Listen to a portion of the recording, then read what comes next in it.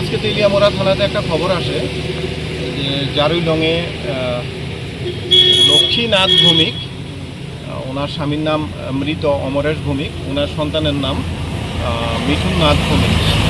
ওনাদের বাড়িতে কোনো কন্ট্রাব্যান্ড আর্টিকেল আছে, এটা আমার থানার অফিসার রাজেন্দ্র ওর কাছে আসে। তখন অ্যাকর্ডিংলি সে এটাকে জিডি করার পরে এটা আমার ওসির আদেশ অনুসারে সে আমার কাছ থেকে একটা অথরাইজেশন নেয় যে সার্চ রেড করার জন্য। পাশাপাশি এসডিএমের অনুমতিক্রমে একজন এক্সিকিউটিভ ম্যাজিস্ট্রেটকেও রিকুইজিশন দেওয়া হয়। তো তখন এখানে এক্সিকিউটিভ ম্যাজিস্ট্রেট হরিপদ সরকার উনিও আসেন, আমিও আসি, প্লাস থানার টিম স্টাফ সবাই এখানে আসে। আসার পরে যে বাড়িটা, সেই বাড়িটা আইডেন্টিফাই করে।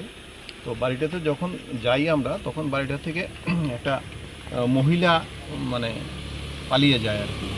তো তখন আমরা সেখানে গিয়ে ইন্ডিপেন্ডেন্ট উইটনেসকে ডাকি। ইন্ডিপেন্ডেন্ট উইটনেস ডেকে আমরা প্রসিডিউর অনুসারে ওনাদের বাড়িতে যাই। ওনাদের বাড়িতে গিয়ে ওদের বাড়ির থেকে একটা কেস, সাবানের কেস, একটা ব্রাউন সুগার, সেটা পাওয়া যায়। তো সেটা অনুমান 10 থেকে 12 গ্রাম। তো এটার বাজার মূল্য আনুমানিক 1 লাখ থেকে 1.5 লাখ টাকা। তো এটার ইয়েতে যেহেতু আমরা তারা পুলিশের আগমনের পেয়েই বাড়িতে, খুব সম্ভবত মিঠুন নাথ ভৌমিক যে সে ছিল না, কিন্তু ওর মা ছিল বাড়িতে, কিন্তু উনি পেছন দিকে পালিয়ে যান। তো আমরা একটা স্পেসিফিক এনডিপিএস অ্যাক্টের কেস নিচ্ছি।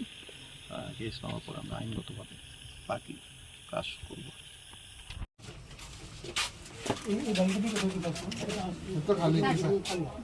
মানে এর মধ্যে আর ঢোকে